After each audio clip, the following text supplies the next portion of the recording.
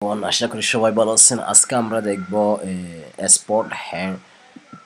Spot হেয়ালিং brush টুল দিয়ে কিভাবে আপনার কোনো ইমেজ থেকে কোনো দাগ উঠাতে পারেন। তো আমরা এই জন্য আমরা যাব এখান থেকে, ফাইল থেকে আমরা নির্বাচিত ইমেজটি বাছাই করব। এখান থেকে আমি একটা ইমেজ নিই, ধরুন এই ইমেজটি নিলাম। এখানে একটা এই ইমেজের মধ্যে একটা দাগ দেখা যাচ্ছে। তো এটি কীভাবে আমরা বুঝতে পারি? তো এই জন্য আপনি এখান থেকে এই টুলটি সিলেক্ট করবেন, হেয়ালিং ব্রাশ টুল। এখান থেকে আপনি ধরে লাইট বাটন ধরে এভাবে ড্রাগ করবেন।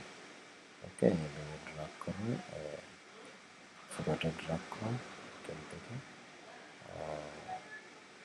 তো এটি আপনি সহজে এই দাগটি বুঝতে পারেন। ইমেজ থেকে আবার বুঝতে বলতে পারেন। ওকে, এখন ছেড়ে এখন আপনারা দেখতে পাবেন দাগটি আর না। তো ঠিক আছে, তাহলে এইভাবে আপনারা স্পট হেয়ালিং টুলস দিয়ে এটি করতে পারেন সহজে। তো নিশ্চয়ই বুঝতে পারছেন আপনারা। ধন্যবাদ সবাই।